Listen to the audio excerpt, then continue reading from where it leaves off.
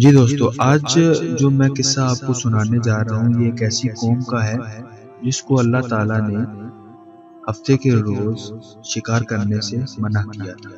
تو چلیے شروع کرتے ہیں۔ بسم اللہ الرحمن الرحیم۔ ایک گروہ تھا جو سمندر کے کنارے آباد تھا اور ان کا پیشہ تھا ماہی گیری، مچھلیاں پکڑنا۔ اللہ تعالیٰ نے انہیں ہفتے کے روز شکار کرنے سے منع کیا تھا، اور جو ان میں انبیاء آئے تھے انہوں نے بھی ان کو بتا دیا کہ یہ دن عبادت کا ہے اور آرام کا ہے، اور یہ دن مچھلیوں کے لیے ایمان خدا بندی کا دن ہے۔ اب یہ اصول فطرت تھا یا ان کا امتحان تھا کہ ہفتے کے روز مچھلیاں سطح سمندر پر آ جاتی تھی، یعنی جس دن ان کو منع تھا اسی روز مچھلیاں سطح پر آ جاتی تھی اور باقی دن بڑی مشکل سے ہاتھ لگتی تھی۔ تو اس قوم نے سوچا کہ اس طرح تو گزارا بہت مشکل ہو جائے گا، تو آخر کار انہوں نے ایک مکارانہ چال چلی۔ اب یہ لوگ مکاری اور ہوشیاری کس کے ساتھ کر رہے ہیں؟ خدا کے ساتھ کر رہے ہیں۔ انہوں نے بڑی چالاکی سے ایک منصوبہ بنایا، اور ان کا اپنا خیال بھی یہ تھا کہ اس طرح سے ہفتے کے دن کی حرمت بھی بحال رہے گی اور ان کا شکار بھی ہاتھ آ سکتا ہے۔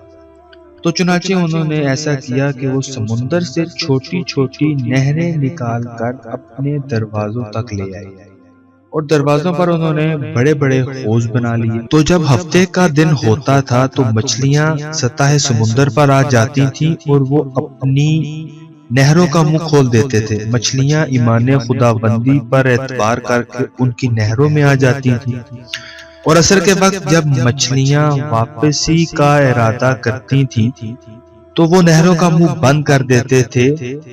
تو اس طرح سے ہر ایک شخص کے حوض میں بڑی مقدار میں مچھلیاں جمع ہو جاتی تھی اور پھنس جاتی تھی، تو وہ انہیں حوض میں سے اتوار کے دن پکڑ کر بازار میں بیچ دیتے تھے۔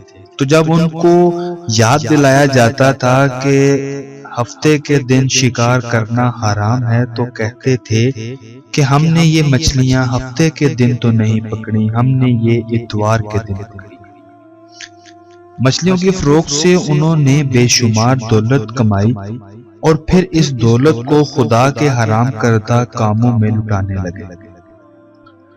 مفسرین لکھتے ہیں کہ اس شہر میں 80,000 افراد سکونت پذیر تھے، ان میں تقریباً 70,000 لوگ اس طریقے سے خوش تھے اور 10,000 یہ طریقہ پسند نہ کرتے تھے، یعنی وہ ایسا کرنے سے منع کرتے تھے، اور یہ 10,000 لوگ برے کام سے روکنے کا فریضہ ادا کر رہے تھے۔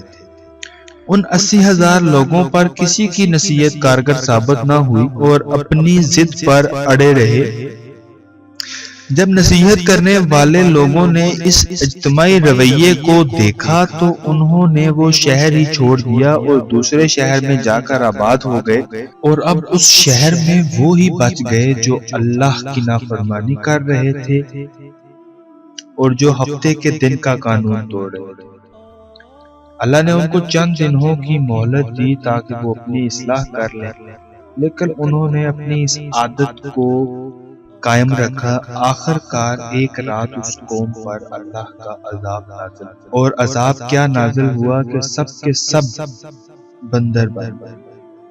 صبح کے وقت ان کے شہر کا دروازہ نہ کھلا تو آس پاس کے لوگ جمع ہو کر شہر کے دروازے پر آئے، باری باری دستک دی، لیکن دروازہ نہ کھلا۔ آخر کار انہوں نے دیوار کے ساتھ سیڑھیاں لگا کر جا کر دروازہ کھولا، اور جب دروازہ کھولا تو لوگوں نے ایک عجیب دل دہلا دینے والا منظر دیکھا کہ تمام لوگ بندر بن چکے ہیں، ایک بھی انسان نہیں بچا اس شہر میں۔ یہ تمام بندر اپنے اپنے گھر کے دروازے پر بیٹھے ہیں اور ایک دوسرے کو حسرت کی نگاہ سے دیکھ رہے ہیں۔ لوگ جو آس پاس کے شہر سے آئے تھے وہ ان بندروں سے پوچھتے ہیں کہ کیا تم فلاں بن فلاں ہو؟ آس پاس کے شہر سے آئے لوگ یہ اس لیے پوچھ رہے تھے کہ ان میں سے کچھ ان کے رشتہ دار تھے۔ وہ گھر تو پہچان لیتے تھے پر اپنے رشتہ داروں کو نہیں پہچان سکتے تھے، کیونکہ سب کے سب کی شکلیں مسخ ہو چکی تھی۔ اب وہ تصدیق کے لیے ان سے پوچھتے تھے کہ کیا تم فلاں بن فلاں ہو؟ تو ان بندروں کے آنسو جاری ہو جاتے تھے۔ 3 دن تک یہ بدکار قوم بندروں کی شکل میں زندہ رہی۔ 3 دن بعد اللہ نے سخت بارش اور طوفان کا عذاب نازل کیا اور انہیں سمندر میں غرق کر دیا۔ یہ قوم صفائے ہستی سے مٹ گئی۔ تو دوستو، سابق قومیں کوئی ایک بھی گناہ کرتی تو ان پہ عذاب آ جاتا۔ ہم کوئی ایک گناہ ایسا نہیں ہے کہ جو ہم نہیں کرتے ہوں، اللہ کا عذاب نہیں آتا۔ کیا یہ ہمارا کمال ہے؟ قطعاً نہیں، یہ ہمارے نبی حضرت محمد صلی اللہ علیہ وآلہ وسلم کے قدموں کا صدقہ ہے۔ میرا سلام ہے اس آقا پر جس نے قیامت تک کے لیے ہمیں ذلت اور رسوائی سے بچا لیا۔ آئے ہم اللہ سے اپنے جانے انجانے میں ہوئے چھوٹے سے چھوٹے اور بڑے سے بڑے گناہ پر توبہ کریں۔ دعا کرتا ہوں کہ اللہ ہماری دعا کو شرف قبولیت عطا کرے، آمین۔